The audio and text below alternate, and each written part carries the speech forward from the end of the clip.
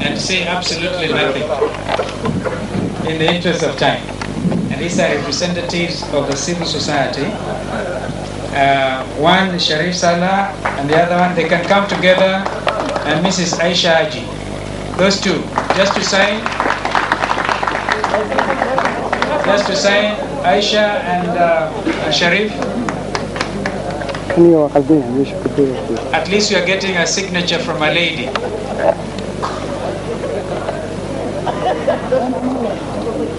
Thank you. If you just sign.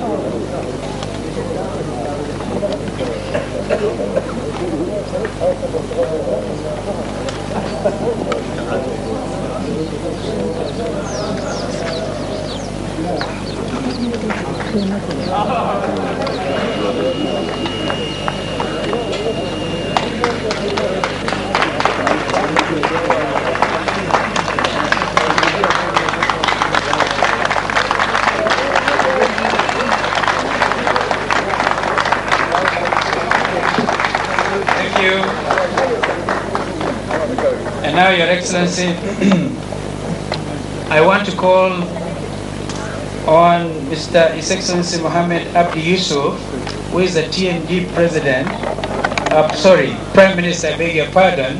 At the same time, I will respectively request President Abdi Kassim to stand behind him, because the right to address Your Excellency only vests in President Abdi Kassim and not in the Prime Minister. So if the Prime Minister could come, sign on behalf of the TNG, and that will be witnessed. In fact, what will happen is President Kassim will also sign. Thank you. As a witness.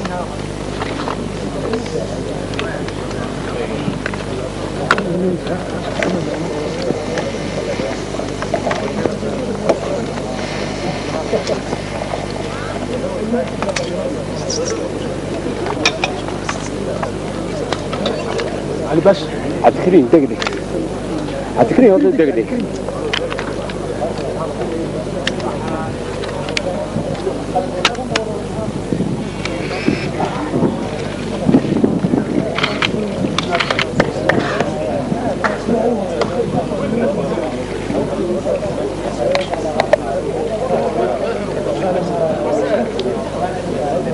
دقدق دقة دقدق يا حاج أفي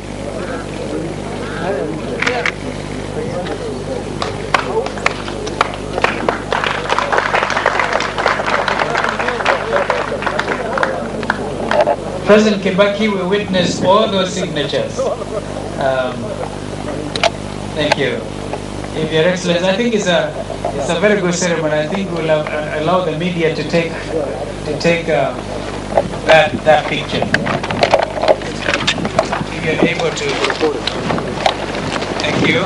Please do it in an orderly manner. Thank you, media. Okay. Kibaki, President of the Republic of Kenya and Chairman of the IGAD Facilitation Committee on the Somali Reconciliation Conference, honorable members of the Kenyan government, Your Excellencies, members of the diplomatic corps, members of the IBF, brothers and sisters, Somali leaders, ladies and gentlemen, allow me first and foremost to express on behalf of my delegation and in the name of the Transitional National Assembly and Transitional Government and the people of Somalia as well, as on my behalf, our sincere and heartfelt gratitude to His Excellency Mwai Kibaki, President of the Republic of Kenya and Chairman of the IGAD Facilitation Committee on the Somali Peace Process.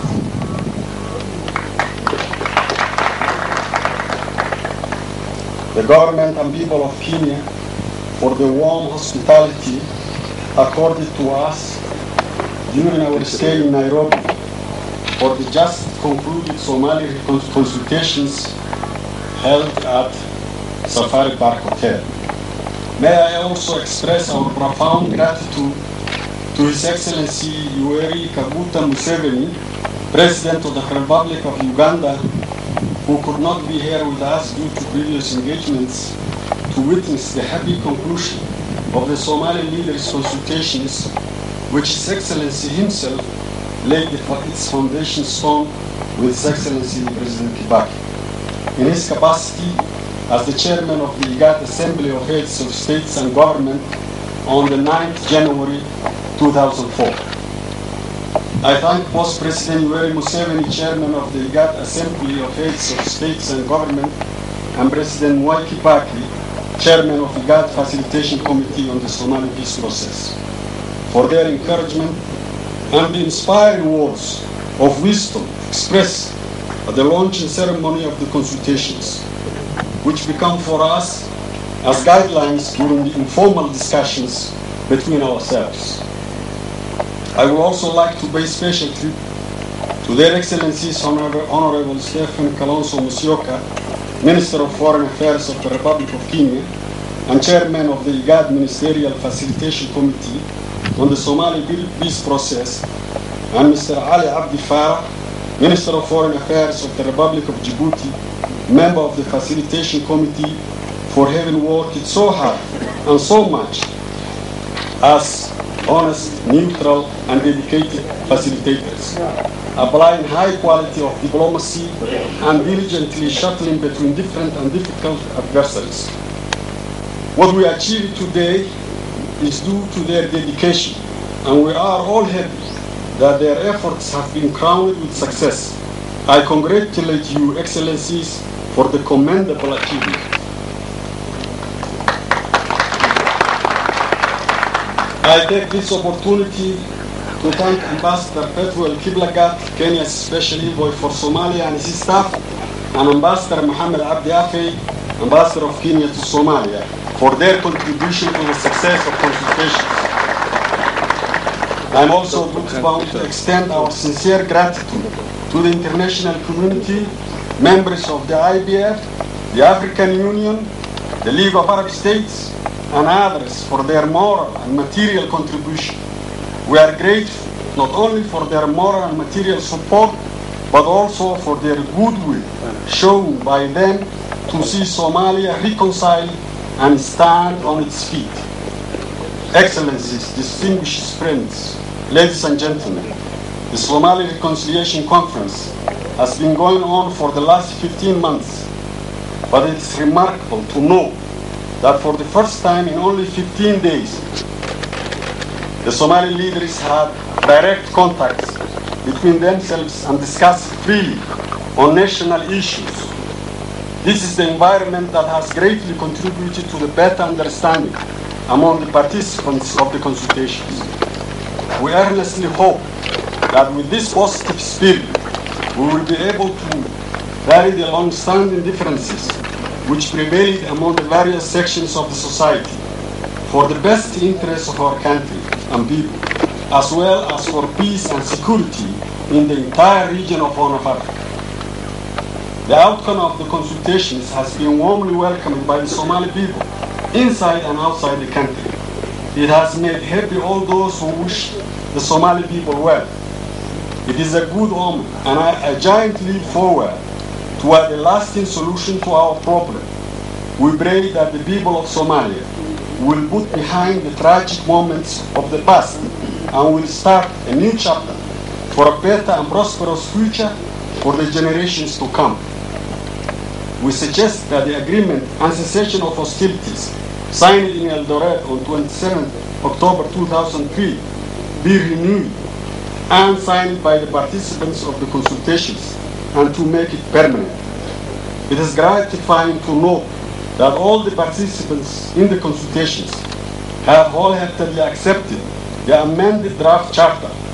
The transitional national government is pleased with it and will submit the document to the Transitional National Assembly for the necessary ratification, while at the same time the plenary at Mbagati will be endorsing it so that we pass to the final stages of the process. Excellencies, ladies and gentlemen, the international community has shown the keenness to help the Somali people to overcome difficult situation, and I strongly appeal to them to cooperate and to work closely with the new government that might emerge from the present process, and not to neglect it and abandon to its fate as it did in the case of the transitional national government. The important areas of cooperation which I have in mind and based on our experiences that are absolutely essential for any government to properly function include the disarmament and demobilization of the armed militias, which is key factor for establishing peace, security, stability in the country. The training of the security forces, the rehabilitation of the young militias through income-generating training, and building of government institutions and human resources development. The rehabilitation of the social sectors, health and education institutions. Excellencies, ladies and gentlemen, we are grateful to the United Nations, the European Union, the African Union, the League of Arab States and others for their support to the reconciliation efforts in Somalia. We appeal for the support of the international community to sustain future transitional federal government and to provide appropriate assistance for the reconstruction of the country's infrastructure. Finally, I wish to say to my Somali brothers and sisters that what we have achieved today has truly changed the mood of our people at home and abroad, from a sign of despair to a sign of hope.